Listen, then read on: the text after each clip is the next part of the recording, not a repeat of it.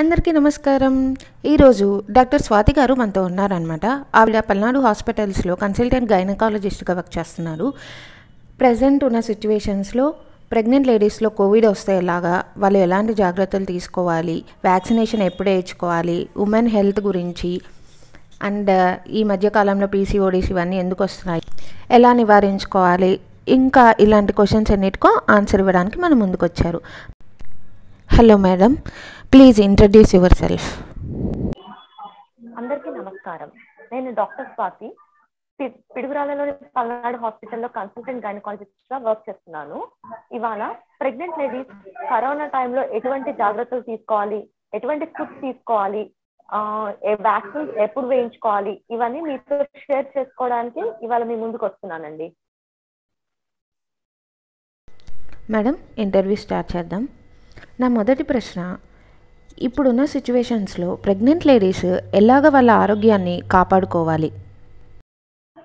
Pregnant ladies corona టైంలో నార్మల్గా అందరూ తీసుకునేటటువంటి ప్రికాషన్సే కొంచెం ఇంకొంచెం జాగ్రత్తగా తీసుకోవాలండి. లైక్ కంపల్సరీ బయటికి వెళ్ళినప్పుడల్లా మాస్క్ పెట్టుకోవడము, కొంచెం సోషల్ డిస్టెన్సింగ్ పాటించాలి. Like 6 feet distance or 2 meters distance compulsory పాటించాలండి. ఇంకోటి హ్యాండ్ వాషింగ్, ఎవ్రీ 1 hour ఒకసారి హ్యాండ్ వాష్ చేసుకుంటూ ఉండాలి. శానిటైజర్ కంటే కూడా హ్యాండ్ వాష్ తో హ్యాండ్స్ శుభ్రంగా వాష్ చేసుకోవడం, లైక్ దగ్గేటప్పుడు కానీ తుమ్మేటప్పుడు కానీ చేతులు అడ్డం పెట్టుకునే బదులు మోచేయి దగ్గర చేతులు అడ్డం ఇలా పెట్టుకొని తుమ్మడం బెటర్ అండి. ఎందుకంటే మనం చేతులు అడ్డం పెట్టుకున్నప్పుడు అదే చేతులు మళ్ళీ మనం ముక్కు దగ్గర, నోటి దగ్గర, కంటి దగ్గర పెట్టుకుంటాం కాబట్టి అలా పెట్టుకోకుండా ఇలా పెట్టుకొని దగ్గడం, తుమ్మడం, కంపల్సరీ మాస్క్ వేసుకోవడం. ఫస్ట్ థింగ్ మనం ఫస్ట్ మాట్లాడుకున్నట్టు కంపల్సరీ ఫేస్ మాస్క్ తో కవర్ చేసుకోవడం, ఫ్రీక్వెంట్ గా హ్యాండ్ వాష్ చేసుకోవడం, లైక్ సోప్ అండ్ వాటర్ తో హ్యాండ్ వాష్ చేసుకోవడం, కంపల్సరీ 6 feet డిస్టెన్స్ అనేది పాటించడం. ఇవి 3 golden రూల్స్ అండి. లైక్ మాస్క్ కూడా లైక్ 3 types ఆఫ్ మాస్క్ ఉంటాయి. Like cloth mask, N95 mask and surgical mask.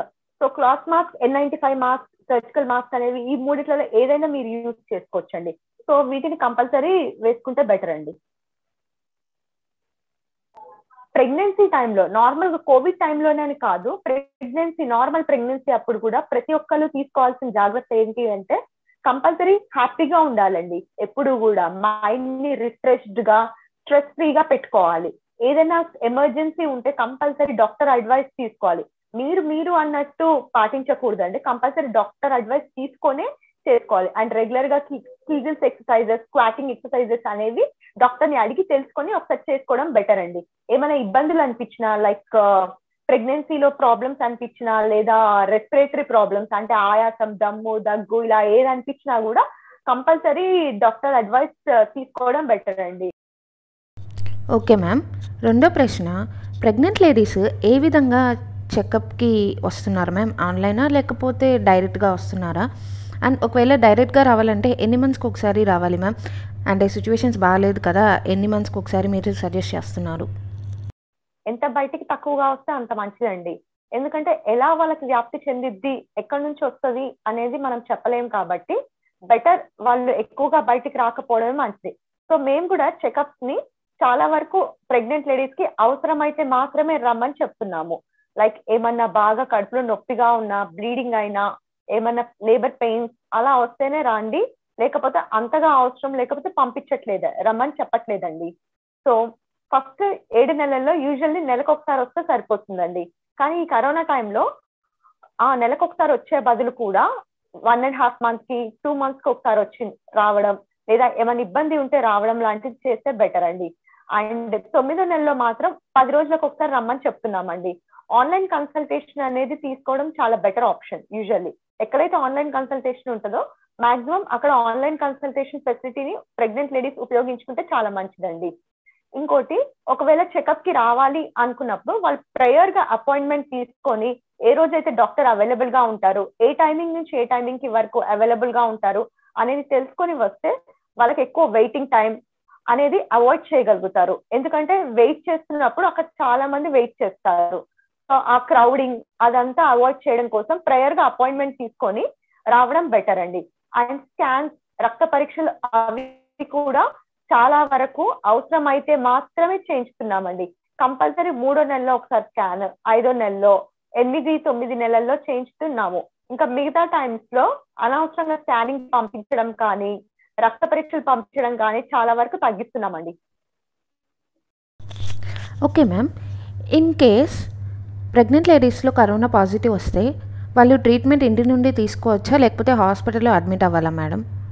Usual గా ఎవరైనా ప్రెగ్నెంట్ లేడీస్ పాజిటివ్ వచ్చినప్పుడు ఫస్ట్ వాళ్ళకి సిమ్టమ్స్ ఉన్నాయా లేదా, సిమ్టమ్స్ అంటే జలుబు, దగ్గు, జ్వరం, బాడీ పెయిన్స్, ఊపిరి తీసుకోవడం కష్టంగా ఉండడం, ఆయాసం ఇలాంటివి ఏమైనా ఉన్నాయా లేదా చూసుకోవాలండి. అవేమీ లేవు, just corona Covid test positive వచ్చింది అనుకోండి, ఇంట్లో ఉండడం బెటర్. ఇంట్లో కూడా అందరికి దూరంగా మంచి ఫుడ్ తీసుకుంటూ ఒక రూమ్ లో మంచి వెల్ వెంటిలేటెడ్ రూమ్ లో ఉండిపోవడం బెటర్. ఒకవేళ వాళ్ళకి ఏమైనా సిమ్టమ్స్ ఉన్నాయనుకోండి, ఒకసారి డాక్టర్ ని కన్సల్ట్ అయ్యి అవసరమా లైక్ హాస్పిటల్లో అనేది ఒకసారి వాళ్ళు డిసైడ్ చేసుకొని అప్పుడు హాస్పిటల్లో అడ్మిట్ అవ్వడమా లేకపోతే ఇంట్లో ఉండడమా అనేది డెసిషన్ తీసుకోవచ్చండి సిమ్టమ్స్ ఉన్నప్పుడు. ఒకవేళ సివియర్ గా సిమ్టమ్స్ ఉన్నప్పుడు మాత్రం కంపల్సరీ హాస్పిటల్లో అడ్మిట్ అవ్వాల్సి వస్తుంది. లేదా మైల్డ్ సిమ్టమ్స్ ఉంటే ఇంట్లో ఉండిపోవడం బెటర్. ఇంట్లో ఉండి కూడా కంపల్సరీ వాళ్ళ దగ్గర pulse oximeter, thermometer, mask, hand wash, ఇవన్నీ శానిటైజర్ ఇవన్నీ కంపల్సరీ పెట్టుకోవాలండి. పెట్టుకొని ఏ డౌట్ వచ్చినా, చిన్న డౌట్ వచ్చినా డాక్టర్ కి కాల్ చేసేసి తమకి ఇలా ఉంది పరిస్థితి, టెంపరేచర్ ఇలా ఉంది, పల్స్ ఇలా ఉండింది, సాచురేషన్ ఇంత ఉంటుంది, రావాలా అవసరమా అనేది ఒకసారి కనుక్కొని వాళ్ళు వెళ్ళడం బెటర్ అండి. మాక్సిమం సిమ్టమ్స్ ని బట్టి వాళ్ళు హోమ్ ఐసోలేషన్ లేదా హాస్పిటల్ అడ్మిషన్ అనేది డిసైడ్ చేసుకోవచ్చు. మైల్డ్ గా ఉంటే హోమ్ ఐసోలేషన్, లేదా సివియర్ సిమ్టమ్స్ ఉంటే హాస్పిటల్ కి అడ్మిట్ అవ్వడం బెటర్ అండి. ఒకవేళ హోమ్ ఐసోలేషన్ లో ఉంటే కంపల్సరీ వాళ్ళు ప్రాపర్ గా ఐసోలేట్ అవ్వాలి, లైక్ అన్ని చెక్ చేసుకోవడం ఇవన్నీ కంపల్సరీ చేయాలి, మంచి ఫుడ్ తీసుకోవాలండి. Okay madam. In case pregnant లేడీకి పాజిటివ్ వస్తే కంపారిటివ్గా ఏ నెలలో వస్తే కొంచెం సేఫ్ అని మనం అనుకోవచ్చు? కరోనా వైరస్ అనేది మదర్ నుంచి బేబీకి ట్రాన్స్మిషన్ అనేది కడుపులో ఉన్నప్పుడు జరగదండి. సో ఏ ట్రైమిస్టర్ లో వచ్చినా కూడా ఇప్పటి వరకు అయితే అలా ఏం కనిపించలేదు. అంటే ఫస్ట్ ట్రైమిస్టర్ లో వస్తే యూజువల్లీ అబార్షన్ రిస్క్ అనేది మాత్రం లేదండి కరోనా వైరస్ వల్ల. సో ఫస్ట్ ట్రైమిస్టర్ లో వచ్చినా ఏం పర్లేదు, సెకండ్ ట్రైమిస్టర్ లో వచ్చినా కూడా బేబీ బర్త్ డిఫెక్ట్స్ అనేవి ఇప్పటి వరకు అయితే ఏమీ లైక్ స్టడీస్ లో అయితే కనిపించలేదు. సో సెకండ్ ట్రైమిస్టర్ లో కూడా ఏం ప్రాబ్లం లేదు. కానీ థర్డ్ ట్రైమిస్టర్ లో వస్తే అంటే లాస్ట్ 3 నెలల్లో వస్తే మాత్రం ప్రీటర్మ్ బర్త్ అంటే నెలలు నిండకుండానే పుట్టే అవకాశం ఉందన్నమాట పిల్లలు. సో నెలలు నిండకుండానే పుట్టే అవకాశం ఉంది కాబట్టి థర్డ్ ట్రైమిస్టర్ లో వచ్చినప్పుడు మాత్రం steroids like baby lung maturity కోసం స్టిరాయిడ్స్ తీసుకోవడం అనేది బెటర్ థింగ్. అలాగే ఒకసారి డాక్టర్ ని కన్సల్ట్ అయ్యి లైక్ ఇంకా ఎలా ఫాలో అప్ అవ్వాలి, స్టిరాయిడ్స్ తీసేసుకొని normal baby lung maturity, baby wait అవన్నీ చెక్ చేసుకోవడం బెటర్. మెయిన్ గా కరోనా వైరస్ తో బేబీ మీద ఎఫెక్ట్ అనేది ఇప్పటి వరకు అయితే ప్రీటర్మ్ బర్త్ అంటే నెలలు నిండకుండా పుట్టడం అనేది చూపిస్తుంది. అబార్షన్స్, బర్త్ డిఫెక్ట్స్ అంటే ఏంటిది అంటే లైక్ అవయవ లోపాలు అనేవి మాత్రం ఇప్పటి వరకు ఏం కనిపించలేదు ఎట్ ప్రెసెంట్ వరకు అయితే. సో థర్డ్ ట్రైమిస్టర్ లో వస్తే మాత్రం నెలలు నిండకుండా పుట్టే అవకాశం ఉందండి. Okay madam. కరోనా పాజిటివ్ వచ్చినప్పుడు ప్రెగ్నెంట్ లేడీస్ తీసుకునే మెడికేషన్స్ వల్ల ఫ్యూచర్లో బేబీకి ఏమైనా ప్రాబ్లమ్స్ ఉంటాయా? వచ్చినప్పుడు యూజ్ చేసే మెడికేషన్స్ అనేవి లైక్ నార్మల్ మల్టీవైటమిన్ టాబ్లెట్స్, లిమ్స్ ఇలాంటివి యూజ్ చేస్తున్నారండి యూజువల్లీ. అంటే లైక్ డిఫెక్ట్స్ అనేవి మాత్రం అది మనము రిస్క్ అవుట్ వెయింగ్ బెనిఫిట్స్ చూసుకోవాలి. అంటే ఒకవేళ ఆమెకు సివియర్ ఇల్నెస్ ఉండేసి ఇంకా అప్పుడు మెడిసిన్స్ యూజ్ చేయకుండా అయితే ఉండకూడదు కాబట్టి కంపల్సరీ అప్పుడు మెడిసిన్స్ యూజ్ చేయాల్సి వచ్చింది. సో అలా దాన్ని బట్టి చూస్తామే కానీ కంపల్సరీ మెడిసిన్స్ వాడకూడదు అని అయితే ఏం లేదండి ఎట్ ప్రెసెంట్ అయితే. కంప్లీట్ గా చెప్పలేం మనం దీనివల్ల డిఫెక్ట్స్ రావట్లేదు వస్తున్నాయి అని మాత్రం. ఎందుకంటే ఎట్ ప్రెసెంట్ కరోనా వైరస్ అనేది కొత్తది, మనకి దాని మీద ఇంకా స్టడీస్ జరుగుతూనే ఉన్నాయి. సో ఇప్పటి వరకు అయితే ఏదైనా సరే లైక్ రెమిడిసివిర్ అయినా, ఐవర్మెక్టిన్ అయినా ఏదైనా లైక్ కంపల్సరీ పేషెంట్ ప్రాణం మనకి ముఖ్యం కాబట్టి ఇవ్వాల్సి వచ్చినప్పుడు ఇవ్వాలి. తర్వాత ఇంకా దాని ఎఫెక్ట్ అనేది మనకి ఇంకా ఫ్యూచర్ లో తెలుస్తుందండి. లైక్ ఇంకా అది బేబీస్ పుట్టి వాళ్ళ మీద కూడా మన స్టడీస్ ఇంకా కంటిన్యూ చేస్తే అప్పుడు మనకు అర్థమవుతుంది. కానీ ఎట్ ప్రెసెంట్ అయితే ఏం కనిపించలేదండి. కాకపోతే రిస్క్ అవుట్ బెయింగ్ బెనిఫిట్స్ అంటే లైక్ దాని వల్ల ఉపయోగాలు ఎక్కువ ఉన్నప్పుడు అవి కంపల్సరీ ఇచ్చుకోవాల్సిందే. Okay madam. కరోనా పాజిటివ్ వచ్చిన ప్రెగ్నెంట్ లేడీస్‌లో కన్జర్వేటివ్ మేనేజ్‌మెంట్ ఏ స్టేజ్ వరకు చేయొచ్చు అనేది కొంచెం మాకు చెప్పరా? Indications and contraindications. Conservative management like breathing exercises, proning ఇదంతా కూడా చాలా మైల్డ్ కేసెస్ లో చేయాలండి. లైక్ ఎవరికైతే మరీ సివియర్ సిక్నెస్ ఉండేసి ఇంక్యుబేషన్ అవసరం పడిద్ది, ఆక్సిజన్ అవసరం పడిద్ది, and moreover usually like fits రోగం ఉన్న ప్రెగ్నెంట్ లేడీస్ కానీ, ప్రెగ్నెంట్ లేడీస్ యూజువల్గా 9, 8, 7 నెలల వాళ్ళకి పొట్ట పెద్దగా ఉంటుంది కాబట్టి ప్రోనింగ్ పొజిషన్ అంతసేపు ఉండడం కూడా కరెక్ట్ కాదండి. సో ఇవన్నీ రిలేటివ్ కాంట్రా ఇండికేషన్స్. అంటే లైక్ ప్రోనింగ్ అనేది ప్రెగ్నెంట్ లేడీస్ లో ఇట్ డిపెండ్స్. అంటే మొదటి 3 నెలలు 4 నెలలు అయితే పర్లేదు, ఎక్కువసేపు అలా ఒక సైడ్ పడుకోకుండా అటు ఇటు కొంచెం పొజిషన్ చేంజ్ చేయొచ్చు. బ్రీతింగ్ ఎక్సర్సైజెస్ అనేవి చేయొచ్చు, అది మైల్డ్ కేసెస్ లోనే. ఓన్లీ మంచిగా ఆక్సిజన్ బెటర్ గా ఉంది, ఇంకొంచెం బెటర్ చేసుకునే వాళ్ళు చేసుకోవచ్చు. అంతేకాని సివియర్ సిక్నెస్ ఉండి బాగా ఆక్సిజన్ లెవెల్ డ్రాప్ అవుతున్న వాళ్ళు హాస్పిటల్ కి వెళ్లాల్సిందే.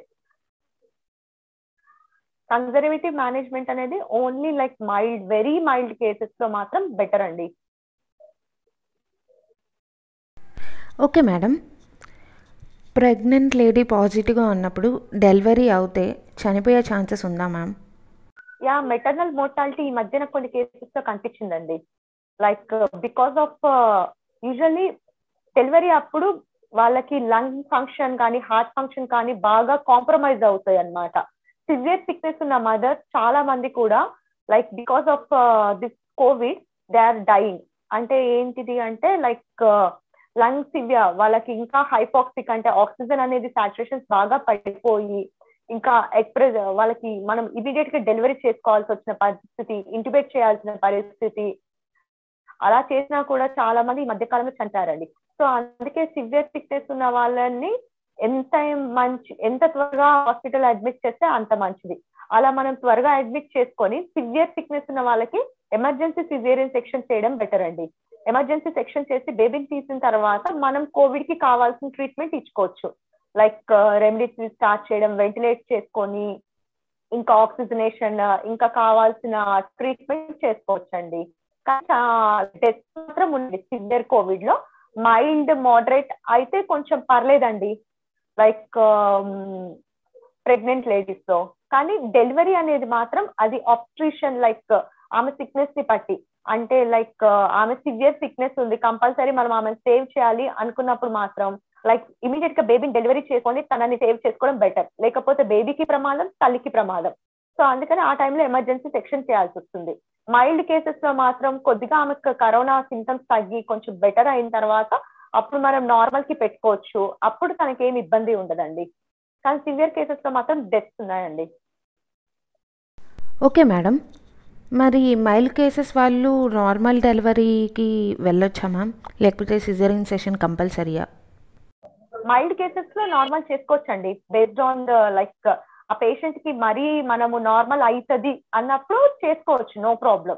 లేదు అవ్వదు అంటే అది ఓన్లీ ఆప్స్ట్రిక్ ఇండికేషన్స్. అంటే ఏంటి అంటే నార్మల్ కంపల్సరీ కాదు అని నార్మల్ పేషెంట్స్ ఎలా అయితే ట్రీట్ చేస్తామో అలానే కోవిడ్ పేషెంట్స్ కూడా అండి. వీళ్ళకి కోవిడ్ ఉంది కదా కంపల్సరీ ఆపరేషన్ చేయాలనేది ఏమి లేదు. వాళ్ళకి నార్మల్ అయితే నార్మల్ చేసుకోవచ్చు, అంత బాగుండి అంత ఇబ్బంది లేకుండా నార్మల్ అంతా సజావుగా జరుగుతుంది, తనకి ఏమి ఇబ్బంది జరగట్లేదు అన్నంత వరకు మనం నార్మల్ కి పెట్టుకోవచ్చు.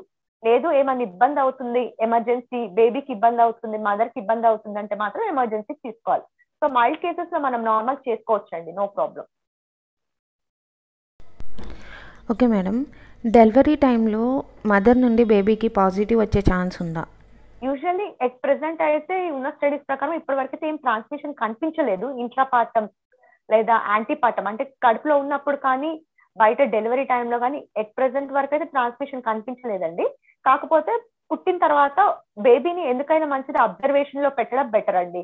Like usually corona positive mothers కి పుట్టిన బేబీస్ ని ఒక 1 వీక్ వరకు NIC లో అబ్జర్వ్ చేసుకుంటూ వాళ్ళకి వీక్లీ ఒకసారి RT-PCR చేసుకొని చూసుకుంటున్నారండి. యూజువల్లీ ఆ గైడ్ లైన్స్ ప్రకారం అయితే RT-PCR వీక్లీ వన్స్ చేసుకొని అలా చూస్తున్నారు. లైక్ పాజిటివ్ మదర్స్ పుట్టిన బేబీస్ కి ఏమీ లేదంటే ఏం లేదు. కాకపోతే లైక్ యాంటీపార్టం ఇంట్రాపార్టం ట్రాన్స్మిషన్ అయితే అంతగా అయితే ఎట్ ప్రెసెంట్ లేదండి. పుట్టిన తర్వాత మదర్ పక్కన ఉన్నప్పుడు మదర్ కి సిమ్టమ్స్ ఉండి మదర్ నుంచి బేబీకి ట్రాన్స్మిట్ అయ్యే ఛాన్సెస్ అయితే ఉన్నాయి, కానీ డెలివరీ టైంలో అయితే లేదండి. ఎందుకంటే డెలివరీ అప్పుడు మనం కంప్లీట్ గా ఆ మదర్ ని with well equipped ventilated like isolated room లో డెలివరీ చేస్తామండి. మదర్ కి కిట్ వేసేసి మాస్క్ పెట్టేసి లైక్ డెలివరీ చేసే డాక్టర్స్ కూడా పీపీ కిట్స్ వేసుకొని లైక్ మొత్తం కంప్లీట్లీ ఐసోలేటెడ్ దాంట్లో చేసుకొని బేబీని ఇమీడియట్ గా పుట్టిన వెంటనే వేరే దగ్గరికి ఇచ్చేయడం, లైక్ మదర్ నుంచి దూరంగా ఇచ్చేసి బేబీని అబ్జర్వ్ చేసుకొని చూసుకోవడం జరుగుతుంది. సో ఎవ్రీథింగ్ లైక్ అంతగా ట్రాన్స్మిట్ అయ్యే ఛాన్సెస్ లేవండి. ఓకే మ్యామ్, బాలింతలు పాజిటివ్గా ఉన్నప్పుడు పాలు ఇవ్వచ్చా?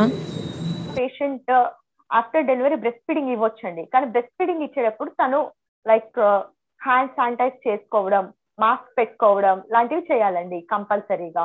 సో తనకి పెద్దగా సిమ్టమ్స్ లేకపోతే అంటే ఫీవర్, కాఫ్, రెస్పిరేటరీ సిమ్టమ్స్ ఏమీ లేవంటే తను బ్రెస్ట్ ఫీడ్ చేసుకోవచ్చు తన బేబీకి. ఎందుకంటే బ్రెస్ట్ మిల్క్ ద్వారా కరోనా వైరస్ అనేది ఇప్పటి వరకు అయితే ట్రాన్స్మిషన్ లేదండి. సో బ్రెస్ట్ ఫీడ్ చేసుకోవచ్చు. లేదా ఒకవేళ తనకి బాగా సిమ్టమ్స్ ఉన్నాయి, లైక్ బాగా ఫీవర్ వస్తుంది లేదా బాగా ఆయాసం, దగ్గు ఇలా ఉన్నాయంటే కొంచెం బెటర్ బేబీని దూరంగా ఉంచేసి ఎవరైనా అసిస్టెంట్ లైక్ ఎవరైనా బేబీని చూసుకునే మనిషి ఆమె దగ్గర నుంచి బ్రెస్ట్ మిల్క్ ఎక్స్ప్రెస్ చేసుకొని తీసుకెళ్లి ఇచ్చుకోవచ్చండి. సో ఎక్స్ప్రెస్ బ్రెస్ట్ మిల్క్ అనేది ఇవ్వచ్చు లైక్ మరీ యాక్టివ్ గా ఉన్నప్పుడు. లేదు సిమ్టమ్స్ పెద్దగా లేవు, చాలా mild symptoms, mother breast feed చేయొచ్చండి.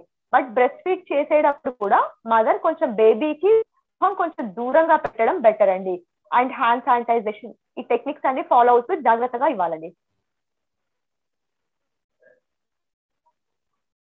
గర్భిణీ స్త్రీలలో కానీ బాలింతల్లో కానీ కరోనా వచ్చి వెళ్ళిన తర్వాత ఏమైనా ప్రాబ్లమ్స్ చూస్తున్నామా madam? Usually post complication general గా ఉంటాయి, కాకపోతే ప్రెగ్నెంట్ లేడీస్ అనే వాళ్ళు ఇమ్యూనో కాంప్రమైజ్డ్ ఉంటారు. అంటే ఏంటంటే ప్రెగ్నెన్సీలో బాగా వాళ్ళ రోగ నిరోధక శక్తి అనేది ప్రెగ్నెంట్ లేడీస్ లో తక్కువ ఉండిద్దండి.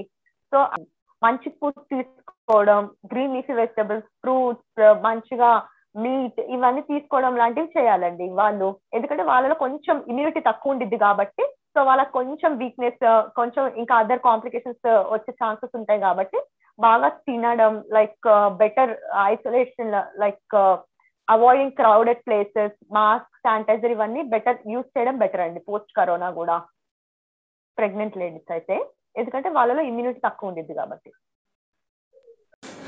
గర్భిణీ స్త్రీలు కానీ బాలింతలు కానీ వ్యాక్సినేషన్ వేయించుకోవచ్చా మేడం? ప్రెగ్నెంట్ లేడీస్ లో వ్యాక్సినేషన్ అనేది తనకి మనం ఎక్స్ప్లెయిన్ చేస్తామండి. ఇప్పటి వరకు అయితే ఎవరికి ఏ ఇబ్బంది అయితే కలగలేదు వ్యాక్సిన్ తీసుకున్న వాళ్ళకి ప్రెగ్నెంట్ లేడీస్ కి. సో మన ప్రెగ్నెంట్ లేడీస్ తీసుకోవచ్చండి వ్యాక్సిన్ అనేది. సో అలాగే పాలిచ్చే తల్లులు కూడా వ్యాక్సిన్ తీసుకోవచ్చు. కాకపోతే ఇవన్నీ కూడా కరోనా వచ్చినప్పుడు జరిగే ఇబ్బందుల కంటే కూడా వ్యాక్సిన్ తీసుకున్నప్పుడు వచ్చే మైల్డ్ ఫీవర్ ఇవి తక్కువ కాబట్టి తీసుకుంటేనే బెటర్ అండి వ్యాక్సిన్. ఇది కూడా రిస్క్ వర్సెస్ బెనిఫిట్ అంటే మనం ప్రెగ్నెంట్ లేడీస్ ఎక్స్ప్లెయిన్ చేయాలన్నమాట ముందే. మనకి ఇంకా స్టడీస్ అయితే లేవు, కాబట్టి మీరు ఇప్పటి వరకు తీసుకున్న వాళ్ళలో ఏ ఇబ్బంది జరగలేదు. సో తీసుకోవచ్చు బెటర్, లైక్ ఎందుకంటే బెనిఫిట్స్ ఎక్కువ ఉన్నాయి కాబట్టి రిస్క్ కంటే కూడా. ఓకే మేడం, ఇప్పుడున్న పరిస్థితులలో గర్భం దాల్చడం ఎంతవరకు సేఫ్ అంటారు? ఈ పాండమిక్ లో యూజువల్ గా న్యాచురల్ గా అంటే మీ అంతటా మీరు కన్సీవ్ అయితే నో ప్రాబ్లం అండి. కాకపోతే కొంతమందికి ఈ మధ్య కాలంలో పీసీఓడి, ఇన్ఫర్టిలిటీ ప్రాబ్లమ్స్ ఇలా ఇబ్బందులు ఉన్న వాళ్ళు బెటర్ ఈ పాండమిక్ అయిపోయిన తర్వాత కన్సీవ్ అవ్వడం బెటర్ అండి. ఎందుకంటే ఇలా పీసీఓడి ఇలా ఇబ్బందులు ఉన్న వాళ్ళకి మనం ట్రీట్మెంట్ ఇస్తూ ఉంటాము. అలా ట్రీట్మెంట్ ఇచ్చినప్పుడు వాళ్ళు ఆల్మోస్ట్ ఎవ్రీ ఆల్టర్నేట్ డే మన దగ్గరికి స్కాన్స్ కి వాటికి వీటికి రావాల్సి వచ్చింది. సో అలా వచ్చినప్పుడు multiple hospital visits, multiple exposure to scans, multiple exposure to people అంటే చాలా మందికి ఎక్స్పోజ్ అవ్వడం అలాంటివి జరుగుతాయి కాబట్టి so better to avoid infertility treatment pandemic అప్పుడు. లేదా నాచురల్ గా మీరు ఇంట్లో ఉన్నప్పుడు నార్మల్ గా న్యాచురల్ కన్సీవ్ అయితే నో ప్రాబ్లం అండి. కన్సీవ్ అయినా కూడా తర్వాత మంచిగా అన్ని చేసుకోవడం బెటర్. ఓకే మ్యామ్, వ్యాక్సినేషన్ తీసుకున్న వెంటనే గర్భం దాల్చొచ్చా లేకపోతే ఏమైనా ఆగాల కొంత టైం వరకు? వ్యాక్సినేషన్ కంప్లీట్ గా 2 doses అయిపోయిన తర్వాత 4 to 8 weeks గ్యాప్ తీసుకుంటే మంచిదండి కన్సీవ్ అవ్వడానికి. సో 2 doses అంటే ఫస్ట్ డోస్, సెకండ్ డోస్. ఎప్పుడైనా వ్యాక్సిన్ కూడా ఒకవేళ మీరు కోవాక్సిన్ తీసుకుంటే సెకండ్ డోస్ లో కోవాక్సిన్ తీసుకోవాలి. అలా 2 doses అయిపోయిన తర్వాత ఒక 4 to 8 weeks గ్యాప్ ఇచ్చి మీరు ప్లాన్ చేసుకోవడం బెటర్ అండి. కాకపోతే ఇన్ఫర్టిలిటీ ట్రీట్మెంట్ అనేది అవాయిడ్ చేయడం better. And more over corona virus కొద్దిగా ఓవరీస్ టెస్టిస్ మీద కొద్దిగా ఎఫెక్ట్ చూపించింది. సో కొద్దిగా ఫర్టిలిటీ రేట్స్ తగ్గే అవకాశం ఉంటుంది. సో అందుకని చాలా బెటర్ లైక్ కన్సీవ్ అవ్వాలి అనుకున్న వాళ్ళు కూడా చాలా జాగ్రత్తగా ఉండడం బెటర్. ఓకే మేడం, ఇప్పుడున్న పరిస్థితులలో ఏమన్నా గైనిక్ సర్జరీస్ చేస్తున్నారా? పాండమిక్ లో గైనిక్ సర్జరీస్ చేయట్లేదండి. ఎందుకంటే యూజువల్లీ ఎట్ ప్రెసెంట్ సిచ్యువేషన్ ఎలా ఉందంటే బయట ఆక్సిజన్ సప్లై అనేది లేనే లేదు, ఐసీయూ బెడ్స్ లేవు మనకి, లైక్ హాస్పిటల్స్ ఫుల్లీ ప్యాక్డ్ ఉన్నాయి. అలాంటప్పుడు ఎలెక్టివ్ సర్జరీస్ చేసుకొని ఇంకా డాక్టర్స్ మీద హాస్పిటల్ మీద బర్డెన్ అనేది మనం చేయలేం. సో ఎలెక్టివ్ సర్జరీస్ అంటే అంత త్వరగా అంత అర్జెంట్ గా చేసుకోవాల్సిన అవసరం లేదు కాబట్టి వాటిని పోస్ట్ పోన్ చేస్తున్నాం. ఏ ఎలెక్టివ్ సర్జరీకైనా మనకి అనస్థీషియా లైక్ ఆక్సిజన్ కంపల్సరీ అవసరం ఉంటుందండి. సో మాక్సిమం ఆ సర్జరీస్ అన్ని అవాయిడ్ చేస్తున్నాం, లైక్ హిస్టరెక్టమీ, ట్యూబెక్టమీ ఇలాంటివన్నీ. కానీ ఎమర్జెన్సీ గైనిక్ సర్జరీస్ అంటే లైక్ రప్చర్డ్ ఎక్టోపిక్ ప్రెగ్నెన్సీ అంటే ట్యూబుల్లో వచ్చే ప్రెగ్నెన్సీ రప్చర్ అయినా ఇలాంటి ఏమైనా ఎమర్జెన్సీస్ తీసుకుంటున్నాం, కానీ ఎలెక్టివ్ సర్జరీస్ అయితే కంపల్సరీ పోస్ట్ పోన్ చేస్తున్నామండి. ఓకే మేడం, ఎవరైనా ఒక లేడీకి పాజిటివ్ వచ్చినప్పుడు మెన్సెస్ వస్తే యూజ్ చేసే టాబ్లెట్స్ వల్ల ఏమన్నా ప్రాబ్లమ్స్ వస్తున్నాయా? ఏం ప్రాబ్లం ఉంటుందండి. ఓకే మేడం, కరోనా వచ్చిపోయిన తర్వాత గైనిక్ రిలేటెడ్గా ఒక ఫెర్టిలిటీ రేట్స్ తగ్గడమేనా మేడం, ఇంకా ఏమైనా అదర్ చూస్తున్నామా?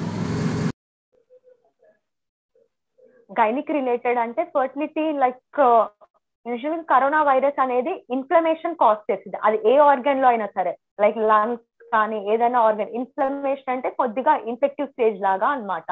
సో అలానే ఓవరీస్ లో టెస్టిస్ లో కూడా కొద్దిగా ఇన్ఫెక్షన్ లాగా కాజ్ చేస్తుంది అది. దానివల్ల కొద్దిగా ఫర్టిలిటీ తగ్గుతుంది. అంతేకాని మిగతా గైనిక్ లైక్ గర్భసంచి మీద మిగతా వాటి మీద ఏమైతే ఎఫెక్ట్ లేదమ్మా. మెన్స్ట్రుయేషన్ మీద కానీ మిగతా అదర్ ప్రాబ్లమ్స్ అయితే ఏం ఎఫెక్ట్ అయితే ప్రెసెంట్ అయితే కనిపించలేదు. ఇది ఒకటి మాత్రం మినిమల్ ఎఫెక్ట్ ఉంది, కొద్దిగా ఇన్ఫర్టిలిటీ, కొద్దిగా ఫర్టిలిటీ రేట్స్ తగ్గడం. ఎందుకంటే కొద్దిగా స్పర్మ్ కౌంట్, స్పర్మ్ మోటిలిటీ అలా ఇబ్బంది అనేది మాత్రం ఉంది. అలాగే ఓవేరియన్ రిజర్వ్ కొద్దిగా తగ్గింది అనమాట ఇన్ఫ్లమేషన్ వల్ల. అంతేకాని ఇంకా మిగతా అదర్ ఎఫెక్ట్స్ అయితే ఏం లేవండి. ఓకే మేడం, ఆల్రెడీ ఒక లేడీకి అంత ముందుగానే గైనిక్ ప్రాబ్లమ్స్ ఏమైనా ఉంటే అటువంటి వారిలో కరోనా పాజిటివ్ వచ్చినప్పుడు ఆ ప్రాబ్లమ్స్ ఎక్కువ అవ్వడం కానీ దీని వలన కరోనా ఎక్కువ అవ్వడం కానీ ఏమైనా ఉంటుందా? ఎట్ ప్రెసెంట్ అయితే లైక్ గైనిక్ ప్రాబ్లమ్స్ సివియర్ అవ్వడం అలా ఏం లేదమ్మా. కరోనా లైక్ వాటి మీద ఫైబ్రాయిడ్స్ మీద వాటి మీద ఏం ఎఫెక్ట్ చూపించట్లేదు. ఎందుకంటే ఫైబ్రాయిడ్స్ అనేవి they are all hormonal dependent. PCOD, fibroids ఇవన్నీ హార్మోన్ డిపెండెంట్ అండి. సో అదైతే ఏం ఎఫెక్ట్ చూపించట్లేదు. ఓకే మేడం, ఇప్పుడున్న పరిస్థితుల్లో మీరు జనరల్ పీపుల్ అందరికీ ఇచ్చే సలహా ఏమిటి సేఫ్గా హెల్తీగా ఉండడానికి? పాండమిక్ లో హెల్తీగా ఉండాలంటే లైక్ హెల్తీ డైట్ తీసుకోవడం బెటర్ అండి. All kinds of vitamins, minerals and immuno boosters, antioxidants చాలా ఇంపార్టెంట్ అండి. సో మెయిన్ గా మనకి vitamin C, vitamin E, vitamin A, vitamin B6, zinc, iron ఇవన్నీ ఇమ్యూన్ సిస్టమ్ ని బూస్ట్ చేసే ఫుడ్స్.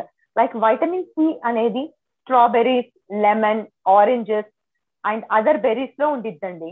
లైక్ వైటమిన్ ఈ అనేది green leafy vegetables, nuts, seeds. Nuts అంటే బాదం పప్పు, జీడిపప్పు, పిస్తా, వాల్నట్స్ ఇలాంటివి తీసుకోవచ్చండి. వైటమిన్ B6 అనేది green leafy vegetables, chickpeas అంటే సోయాబీన్స్ ఇలాంటి వాటిలో ఉంటుందండి. టూనా ఫిష్ తీసుకోవడం బెటర్ అండి. లైక్ చికెన్, మటన్ వీటికంటే కూడా ఫిష్ అనేది చాలా better option. And vitamin A అనేది క్యారెట్, బీట్రూట్, స్వీట్ పొటాటో, ఇంకా రెడ్ బెల్ పెప్పర్స్ అంటే లైక్ తీసుకుంటే బెటర్ అండి. ఐరన్ అనేది ఆ కూరల్లో ఎక్కువగా ఉండిద్దండి. సో ఇలాంటివన్నీ తీసుకోవడం బెటర్ అండి. మిల్క్, ఎగ్స్, డైలీ ఎగ్ తీసుకోవడము and vitamin C and like vitamin C rich foods తీసుకోవడము, యాంటీ ఆక్సిడెంట్స్ రిచ్ ఫుడ్స్ తీసుకోవడం చాలా బెటర్ అండి. అండ్ బెర్రీస్, నట్స్ సీడ్స్ తీసుకోవడం చాలా బెటర్ అండి. సన్ఫ్లవర్ సీడ్స్ కానీ ఇలాంటివన్నీ తీసుకోవడం బెటర్ అండి. ఓకే మేడం, ప్రజెంట్ ఉన్న సిచ్యువేషనే కాదు, జనరల్గా ఈ మధ్యకాలంలో యంగ్స్టర్స్ చాలా గైనిక్ ప్రాబ్లమ్స్తో బాధపడుతున్నారు. అటువంటి వారికి మీరు ఏం సలహా ఇస్తారు ప్రాబ్లమ్స్ రాకుండా ఉండడానికి? యా, చాలా మంది యంగ్స్టర్స్ ఎట్ ప్రెసెంట్ సఫర్ అయ్యే మోస్ట్ ఇంపార్టెంట్ ప్రాబ్లం పీసీఓడి, అంటే polycystic ovarian disease or PCOS, polycystic ovarian syndrome అంటున్నామండి. మెయిన్ గా పాలిసిస్టిక్ ఓవేరియన్ సిండ్రోమ్ కి main reason hormonal imbalance. At present youngsters అందరూ కూడా లైక్ చిన్నప్పటి నుంచే మనం ఏం చేస్తున్నామంటే గేమ్స్ స్పోర్ట్స్ అన్ని తగ్గించేసి 24 hours/7 లైక్ టీవీ ముందు కూర్చోవడం కానీ, లైక్ టీవీ చూస్తూ తినడము, ఆటలు ఆడడం అనేది తగ్గిపోయింది. మధ్యన స్కూల్స్ లో అయినా బయట ఇంటికి వచ్చిన తర్వాత అయినా కూడా కంప్లీట్ గా హోంవర్క్ చేసుకుంటూ ఉండిపోవడం. అంటే హోంవర్క్ కూడా ఇంపార్టెంట్, అలా అని ఫిజికల్ యాక్టివిటీని అవాయిడ్ చేయడం. సెల్ ఫోన్ యూసేజ్ చాలా ఎక్కువైందండి. ఇంతకు ముందు చిన్నప్పుడు లైక్ మన 90s స్టార్టింగ్ లో మనం బయటకి ఈవినింగ్ అవ్వగానే ఫ్రెండ్స్ తో ఆడుకోవడం ఇలా చేసేవాళ్ళం. కానీ ఎట్ ప్రెసెంట్ పిల్లలందరూ ఈవినింగ్స్ అవ్వగానే సెల్ ఫోన్ లో వీడియోస్ చూడడం, చాట్ చేయడం, లైక్ ఇలాంటివన్నీ చేస్తున్నారండి. దానివల్ల ఒబేసిటీ, సెంట్రల్ ఒబేసిటీ అంటే ఏంటి అంటే లైక్ పొట్ట అనేది పెరుగుతుంది పిల్లలకి అదే కొంచెం పెద్దగా అయిన తర్వాత టీనేజ్ ఇయర్స్, యంగ్ ఏజ్ లో కూడా కంటిన్యూ అవుతుంది. సో దానివల్ల హార్మోనల్ ఇంబ్యాలెన్స్, తర్వాతనే త్వరగా షుగర్ వ్యాధి రావడం, దానివల్ల diabetes, like BP, hyper tension ఇలాంటివన్నీ వచ్చేస్తున్నాయి. లైక్ మెటబాలిక్ సిండ్రోమ్ అంటాం దీన్ని. అంటే ఏంటిదంటే diabetes, hyper tension, insulin resistance, అంటే కొవ్వు పేరుకుపోవడం వల్ల ఇన్సులిన్ రెసిస్టెన్స్ అనేది వస్తుంది. సో యంగ్స్టర్స్ అందరూ కూడా compulsory daily 1/2 to 1 hour walking కానీ, యోగా, మెడిటేషన్ ఇలాంటి చేసుకోవడం better. And one more thing, ఈ మధ్యన కాంపిటీషన్ ఎక్కువ అవ్వడం వల్ల స్ట్రెస్ లెవెల్స్ ఇంక్రీజ్ అవుతున్నాయి యంగ్స్టర్స్ లో. సో ఆ స్ట్రెస్ లెవెల్స్ వల్ల కూడా hormonal imbalance, like BP, heart attack. ఈ మధ్య చాలా మంది చిన్న పిల్లల్లోనే లైక్ 25-30 years వాళ్ళకే కార్డియాక్ అరెస్ట్ అవుతుంది. సో దీనికి రీజన్ ఏంటంటే ఎక్కువ కొలెస్ట్రాల్ ఉన్న ఫుడ్ తీసుకోవడం, సివియర్ స్ట్రెస్ తీసుకోవడం, స్లీప్లెస్నెస్, నైట్స్ అంతా టీవీ చూడడం లేదా ఫోన్స్ చూడడం, ఇలాంటివి ఎక్కువ చేస్తున్నారు పిల్లలందరూ. సో అదంతా తగ్గించడం చాలా బెటర్ అండి. ఇట్స్ లైక్ ఎక్స్పీరియన్స్ తో చెప్తున్నాను. Like my own experience, when I started doing walking, yoga, meditation and de-stress అవ్వడం చేసినప్పటి నుంచి నా హెల్త్ కూడా చాలా ఇంప్రూవ్ అయిందండి. లైక్ బికాస్ నేను కూడా మీ ఏజ్ గ్రూప్ కాబట్టి చెప్తున్నాను, it's my own experience. So like blood pressure levels అయినా, షుగర్ లెవెల్స్ అయినా అన్ని కంట్రోల్లోకి వస్తాయండి. సో టీవీ చూడడం, ఫోన్ చూడడం తగ్గించేసి నైట్స్ అసలు ఫోన్ అనేది వాడడం తగ్గించాలి. ఎలక్ట్రానిక్ గ్యాడ్జెట్స్ వాటి రేడియేషన్ వల్ల like IQ levels, intelligence levels కూడా తగ్గిపోతూ ఉన్నాయి. సో అవన్నీ తగ్గితే చాలా బెటర్ అండి. ఓకే మ్యామ్, ఈ మధ్యకాలంలో ఏ డెలివరీ చూసినా కూడా సి సెక్షనే అవుతుంది. నార్మల్ డెలివరీస్ అవ్వట్లేదు. దాని వెనకాల రీజన్ ఏంటి? నార్మల్ డెలివరీస్ అవ్వాలంటే ఏం చేయాలి? కొంచెం మాకు ఎక్స్ప్లెయిన్ చేయరా? మన జనరేషన్ అనేది చేంజ్ అవుతుందండి. So like with generation thing మన బాడీ యొక్క ఎవ్రీథింగ్ లైక్ చేంజ్ అవుతుంది. లైక్ ఇంతకు ముందు ఉన్న పెల్విక్ ఆర్కిటెక్చర్, ఇప్పుడు వచ్చే పెల్విక్ ఆర్కిటెక్చర్ అనేది డిఫరెంట్ గా ఉంటుంది. ఇంతకు ముందు చాలా మందికి అంటే 90% మెంబర్స్ కి నార్మల్ డెలివరీ అయ్యేది. కానీ ఎట్ ప్రెసెంట్ చాలా మందికి సెక్షన్ అవుతుంది. ఎందుకు అంటే వాళ్ళకి లైక్ పెల్విక్ ఆర్కిటెక్చర్ అనేది చేంజ్ అవుతుంది. ఇంతకు ముందు వాళ్ళు ఫిజికల్ యాక్టివిటీ వాళ్ళలో చాలా ఉండేదండి. ఫిజికల్ యాక్టివిటీ, ఇంటి పనులు చేయడం కానీ అలా అవన్నీ చేస్తున్నారు. అండ్ కొంచెం యంగ్ ఏజ్ లో పెళ్లి చేసేవాళ్ళు. సో మరి యంగ్ ఏజ్ అంటే 18-19 ఆ టైంలో పెళ్లి చేసిన వల్ల, సో వాళ్ళ ఫిజికల్ యాక్టివిటీ వల్ల వాళ్ళకి నార్మల్ డెలివరీ అనేది చాలా ఈజీగా అవుతుంది. కానీ ఎట్ ప్రెసెంట్ జనరేషన్ పిల్లలు ఎవరైనా సరే యాక్టివిటీ అనేది లేదు, ఫిజికల్ యాక్టివిటీ అనేది. సో దానివల్ల వాళ్ళ పెల్విక్ ఆర్కిటెక్చర్ అనేది, ఆ లిగమెంట్స్ అనేది అంత ఈజీగా లూజ్ అని అవ్వడం లేదు. సో వాళ్ళకి అంత ఈజీగా అవ్వట్లేదు నార్మల్ డెలివరీ. ఇంకోటి ఏంటంటే మెటర్నల్ రిక్వెస్ట్ అనేది ఎక్కువ అవుతుంది ఎట్ ప్రెసెంట్. అంటే లైక్ వాళ్ళే మా వల్ల కావట్లేదు, we can't bear pains, go for caesarean section అని చాలా మంది రిక్వెస్ట్ చేస్తున్నారండి. సో దానివల్ల ఇంకొకటి, అండ్ ఫిజికల్ యాక్టివిటీ ఒకటి, ఈ 2 రీజన్స్ మెయిన్ గా ఉంటున్నాయండి.